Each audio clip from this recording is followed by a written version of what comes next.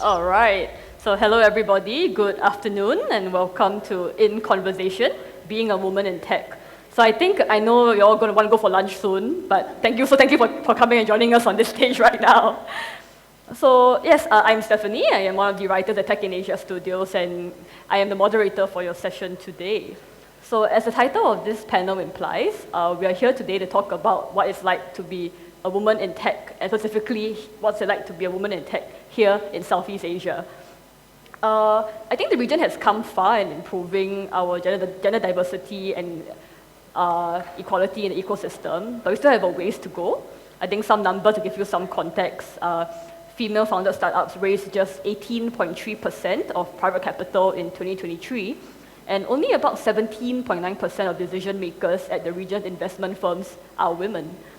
So today I've got these three wonderful ladies here with me to share about their own experiences being women in tech, coming from different parts of the tech community. So I've got Tessa from Zendit, I've got Roshni from The Parent Inc., and I've got Irene from East Ventures with me today. Thank you so much for taking the time and joining us on stage.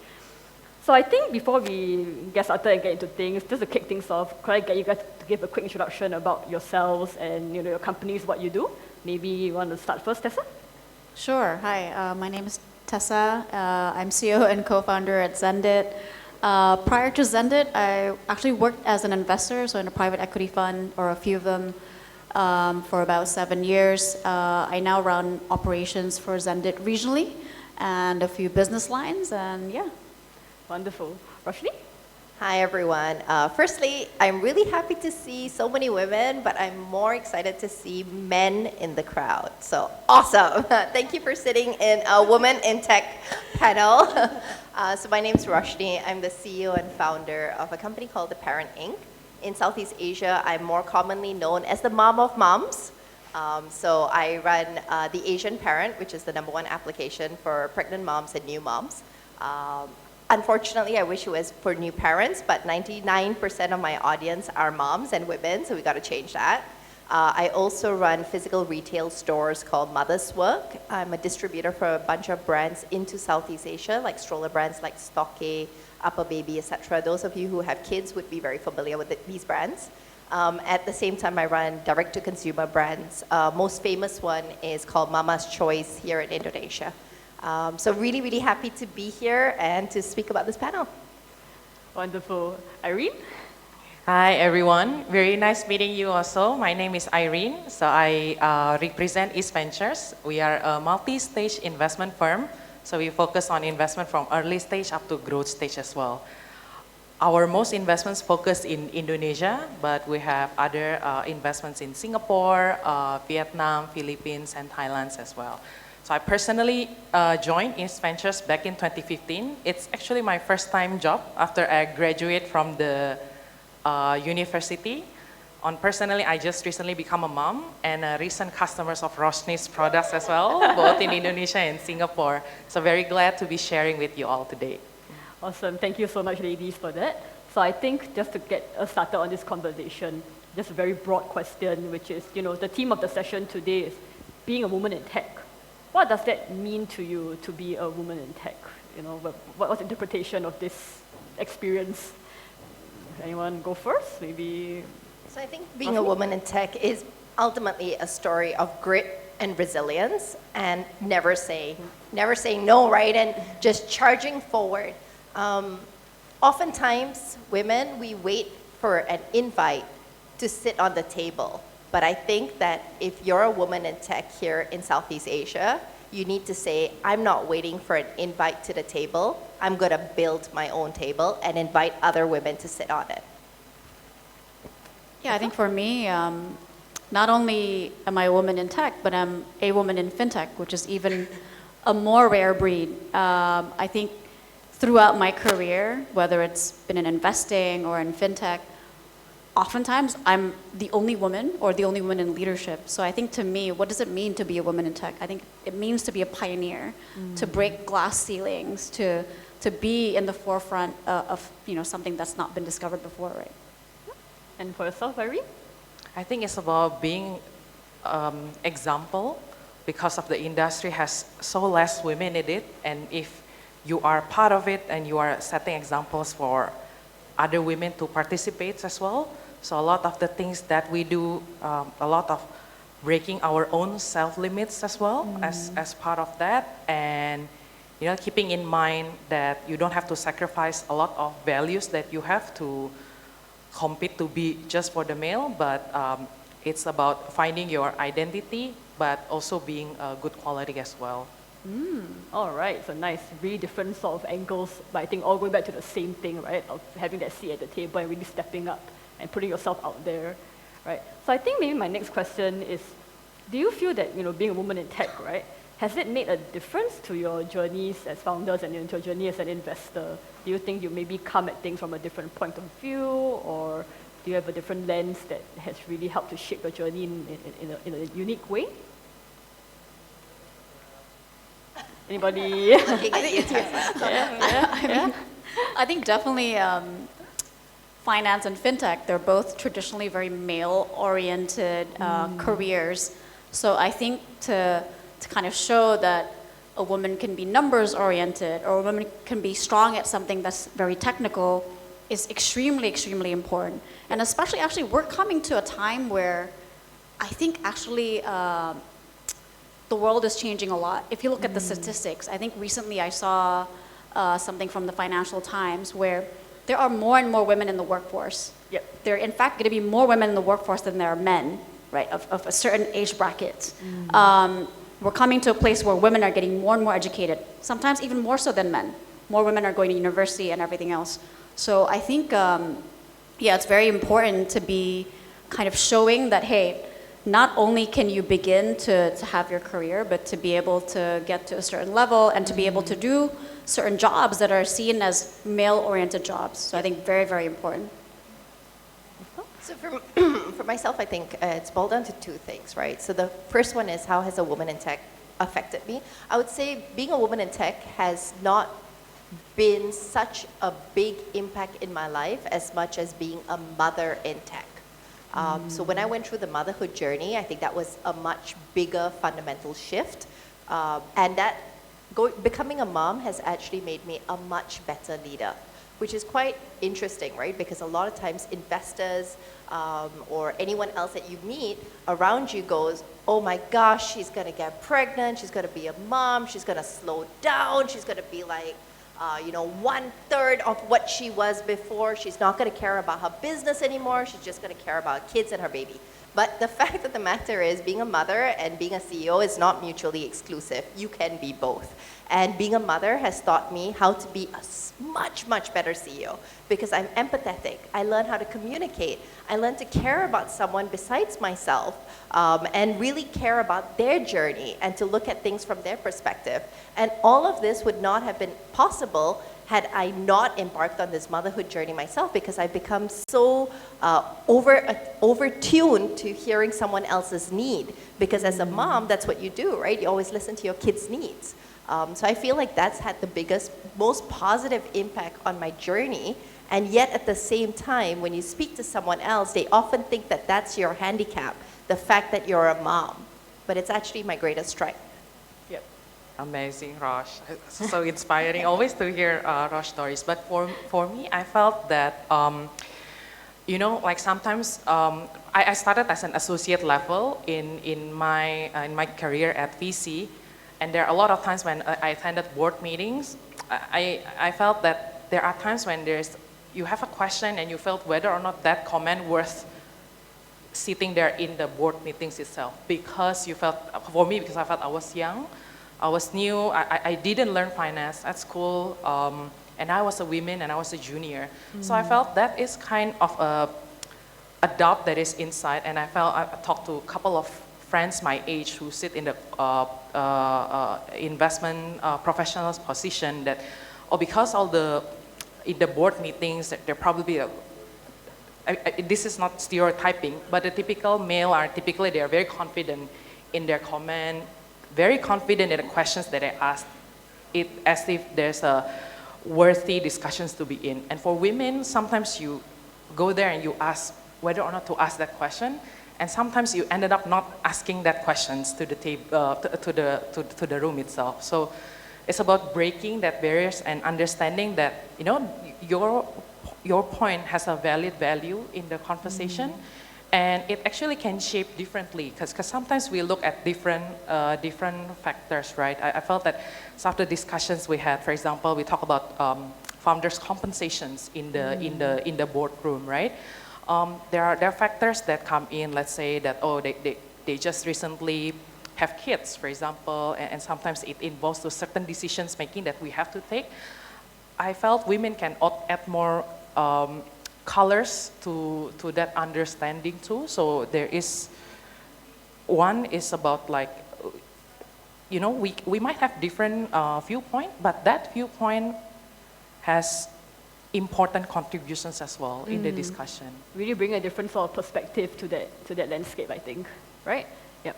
Awesome. All right. Thank you so much for sharing that. I think really very meaningful. Now I want to just drill a little bit deeper into each of your personal journeys a little bit more.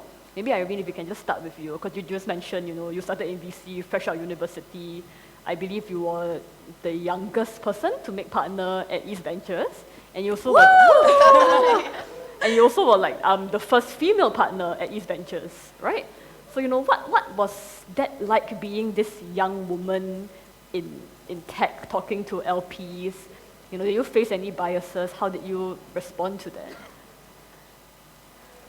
I felt that I was lucky in the first place is because the organizations that I work with, the managing partner, it's not the typical boys club VC type, there's type that they would go out drinking, playing golf, and that's the arena where they play. Our managing partner are not like, he's a family man and grew with those kinds of values, so it kind of is the transition a bit on what kind of the style we fit in, what kind of values that the founders or LPs are supporting us for. So I with other female partners, I felt that they go through a lot as well, but I felt that part smoothens my journey in terms of like the values intrinsic is there, and that makes it felt that the very important point is the meritocracy. So we gotta be confident what we need to continually learning as well. So when I was made partner, the very new job that I had never done before was actually working with the LPs. Yeah. And what does it mean is like sometimes you sell, I'm used to selling companies to other investors, for example, which is a totally different about like pitching the funds to the investors. So a lot of humbling experience. Some of the LPs are quite good as well as helping learning through the journey with that. So I felt that with this, what can the ecosystem help is if the trust factors as well as the environment that they shapes us, if we work with a lot of partners that is quite in line with the values, that actually makes it helpful for women to transitions into this type of roles. Okay. Yeah. So really that organizational, I think that you mentioned, that community around you is quite important. Yes. Right? Nice. So maybe Tessa, we just jump to you for a bit. I think you mentioned that you are often been the only female at the table. Actually, at Zendit, you are also the only female, right, among the co-founding team, among the four of you. So would you say that your experience as a founder has differed very much from your fellow co-founders? Have you had challenges or had to navigate certain things that you don't see your co-founders having to deal with? Oh, totally. I mean, when we were a lot smaller, I've had, meetings where people thought I was a secretary. Okay. That's a very common one, by the way. I'm sure a lot of women have experienced that once in their life. I've had meetings where I would say certain things and people would be like, I don't know if she's saying the right things. And I have actually had to have second meetings where I would call on Moses to say what I've just said in the meeting previously so that things would get pushed through. I've had one person who, upon knowing I was CEO and whatever else, actually said flat out and was like, oh, so you're not a Sheryl Sandberg because you don't run the growth org. And I could not imagine somebody going to Moses and saying, oh, you're not like a Mark Zuckerberg. It's not about your merit, but it's about all these little micro things that people say because you're a woman. So yes, definitely the experience is a lot different. And much like Irene, actually the biggest supporters that need to be on our side are men, my co-founders. Yep. Moses have been so patient actually in like actually coming into the room and said, yep, what Tessa says. It's a little bit sad that that needs to be done, but he is such a great supporter. He is willing to do that. And sometimes, you know, like I'm one of those people who, if someone says something, I like lose my words and my comeback comes in like a day later. So I'm like speechless and then I'm like, I should have said that yesterday. So usually then I bring the big guns, which is Moses, because he's very good at putting other people in their place. And I'm like, yes, what he said. But yeah, so definitely a very different experience. But hopefully now it's not like that anymore for other women. Okay. And for yourself, how do you sort of navigate, or what do you do to try and put yourself in that stronger position? Right. Look, Irene just said she was very lucky to be in VC fund and stuff. And I think a lot of women tend to have that very humble opinion of themselves. But in actuality, for a lot of us, we've worked damn hard to be where we're at today. We probably have to do twice as much work than everybody else. I didn't come from an investing background, nor did I come from a tech background as well.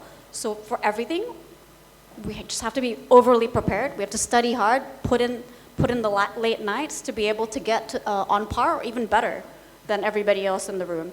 And I think that's the secret. There's no other secret. Work really hard, be over-prepared, be better than everyone else by studying more than everyone else. Put yourself in that position for success. Exactly. I agree. All right, so now Roshni, for your turn. I think earlier you talked a bit about how being a mom has really helped you in your, your career, and it really taught you how to have the empathy and care for another person that has translated into you being a much better CEO. I also want to dig a little bit more into that experience, right? Being a mom, a founder slash parent, a founder CEO slash parent, in this case, founder CEO slash mom, right? Is there anything about that experience that, you felt has really changed the way you approach things? Have you had to deal with any kind of biases? Because I understand you started your company before you had your daughter, right? So when that happened, how did you navigate? Did people say things to you about like, oh, are you going to like focus less on your business? Yeah. So my journey has definitely been a very interesting journey. So I think the first thing is that when I became a mom, I realized I understood my target audience much better, right? Because I was doing everything around mom and baby. And so that gave me very deep insight into my own business model and my own community, and allowed me to feel not like an observer of my community, but I was one with the community. And so I was building for the community itself by building for myself.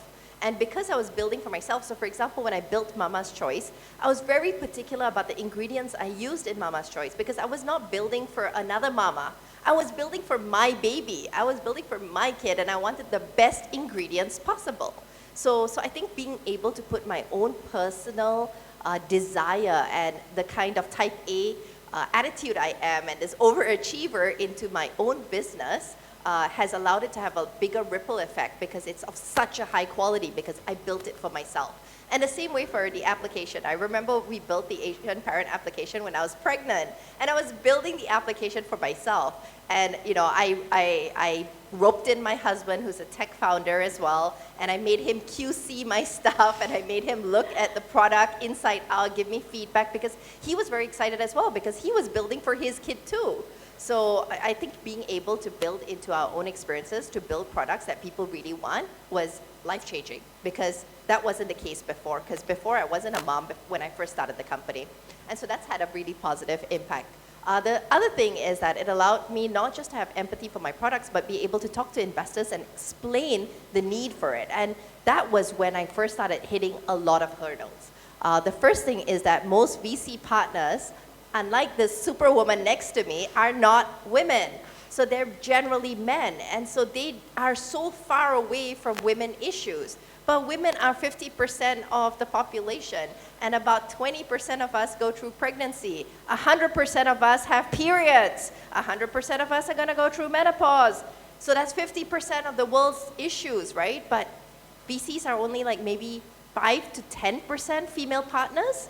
And so oftentimes when you're speaking to an investor, you're speaking to someone who is absolutely clueless about 50% of the world's population's problems. And they don't have genuine empathy for it. Because again, they're looking at it from an observer point of view. And then sometimes these topics are really, really uncomfortable topics. Who wants to be sitting there talking about breastfeeding? Who wants to be talking about nipple engorgement? Who wants to be talking about any of these odd stuff, right? Period blood.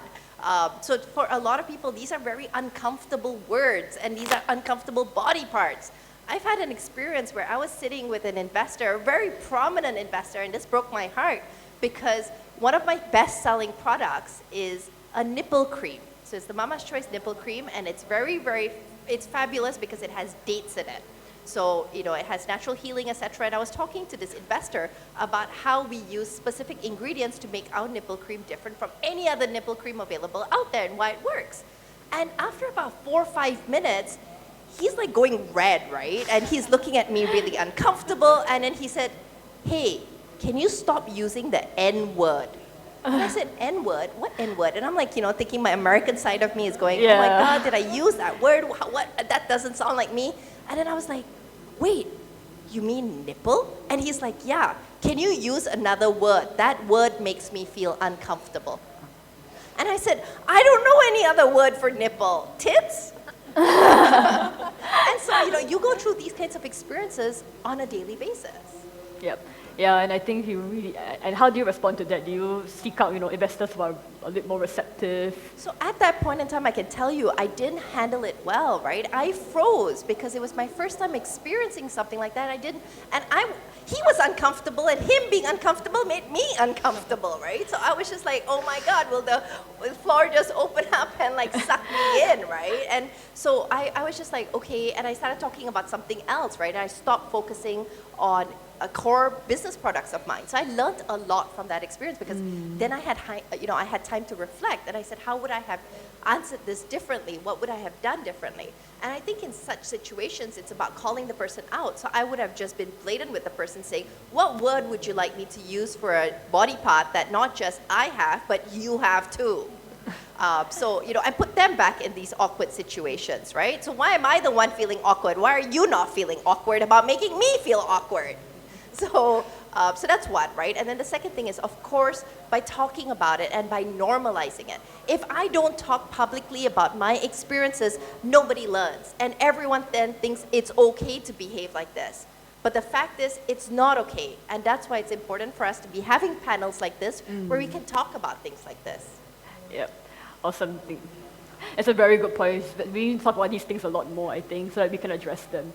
All right, I think we're coming to the end of our time for the panel.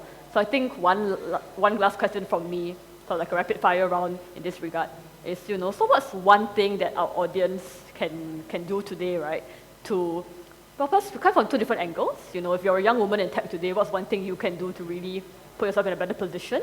Or maybe another way to think about it is, what's one thing we all can do today in our own communities, our own companies, to really help drive this much more inclusive environment? Sorry, I took Tessa's comment that I only say I'm lucky, but I want to add a little bit on. Sorry, I'm trying to say I'm sure you work really, really hard. Yes, I want to add that point because that's also another angle that's important to be brought on the table.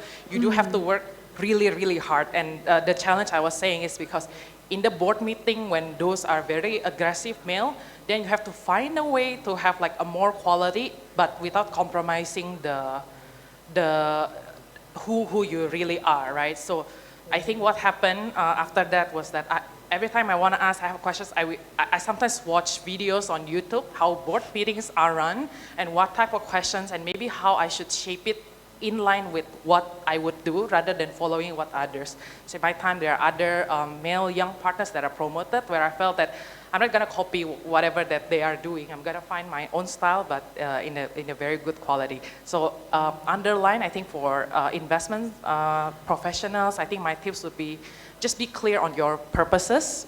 You don't have to follow other style, but be really, really juicy about what you want to convey. Okay.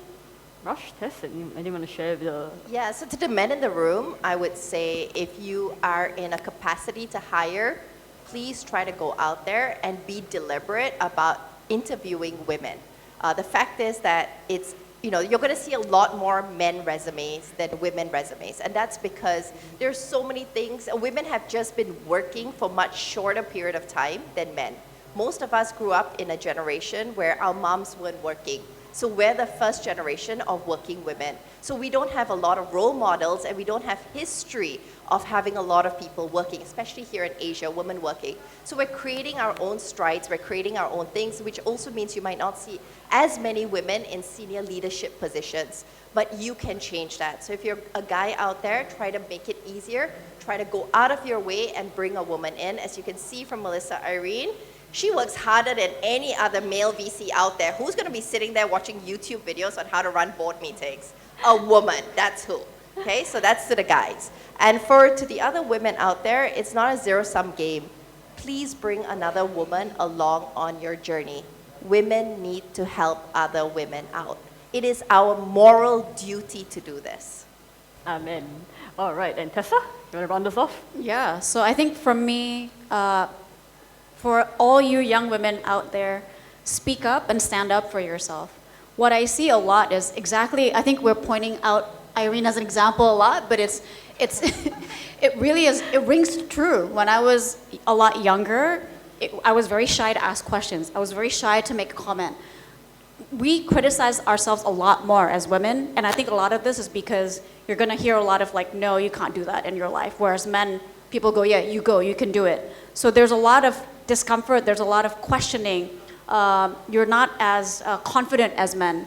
And I think the first step to be able to move up in a role, the first step to be able to grow into a professional, whether in the tech world or others, is to stand up for yourself, to speak up, ask questions, make a comment.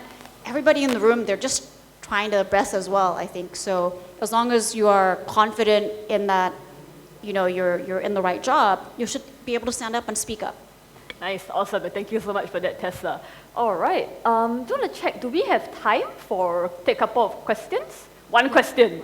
Okay, we can take one question. Does anybody have any questions for our panelists? Anyone? Anyone? No? Yeah, women or men? No?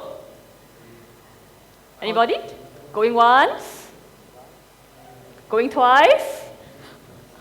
Okay, I think I guess that's it for her. Or you can also use the moment to pitch to Melissa Irene at East Ventures. So if you have a company and you want to get investments, you can also use this next 4 minutes to do that.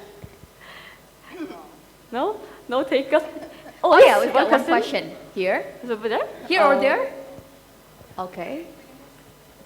That's okay, I think microphone for you. Thank you. So I just want to ask if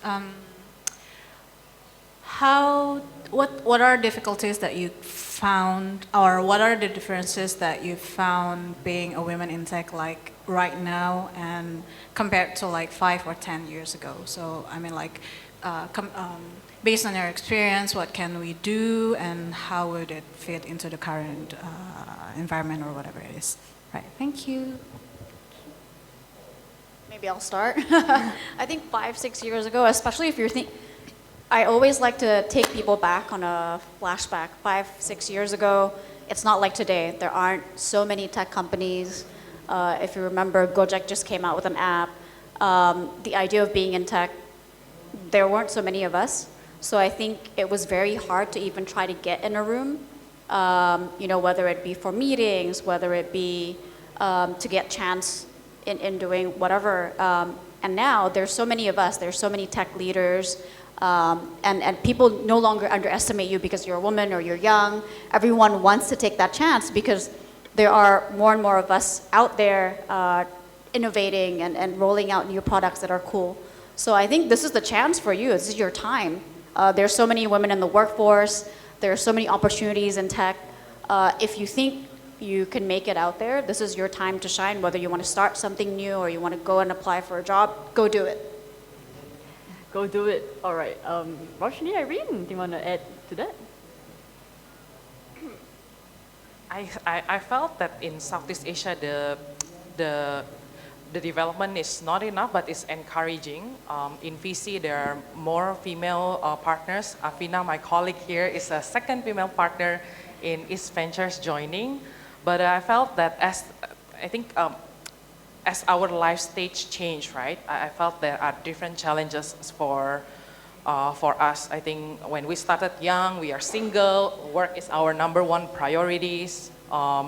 But as you change, we get married, we have kids, things are getting challenged where you still need to deliver. So I think it's a challenge of transitioning also, like it used to be working hard, double could do, but now there's more strategic initiatives. It's kind of like moving on the top of like corporate ladder, like you start to need to find your, not only about getting a place, but how to influence people to follow you as part of the leaders as well. But yeah, the good things is things are moving. Maybe not enough. Roshni has a lot of more initiatives that we should do to improve it, but we are going there. Yeah. Nice. And Rosh, want to round us off? Yeah, so I think if I look 10 years ago, right, there really wasn't a tech startup ecosystem. It was not a case of no woman in tech. There was just nobody in tech.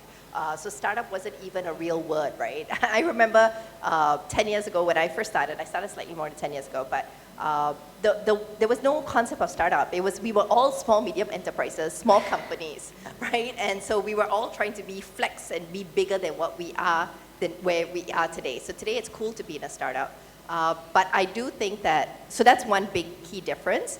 I feel like 10 years ago, as a woman, I didn't have a choice but to start my own company. Today, people have a lot more choices. I don't think that the only choice is about starting up or becoming a VC. I do think that there's a lot of opportunities about joining existing companies and rising through the ranks. But the fact of the matter is that you need to consistently put your hands up. I started my company when I was barely 25 years old. And I feel like there's no such thing as someone being too young for something. So women out there need to just lean in and put up their hands and say, I'm ready for more. Challenge me. And they'll be given the opportunity. Too young or too old. Or too old, yeah. Nice. Awesome, and I think on that note, that's all the time we have for this session. Thank you so much again, ladies, for joining us. It was very interesting, very insightful, and I hope you guys learned something from it.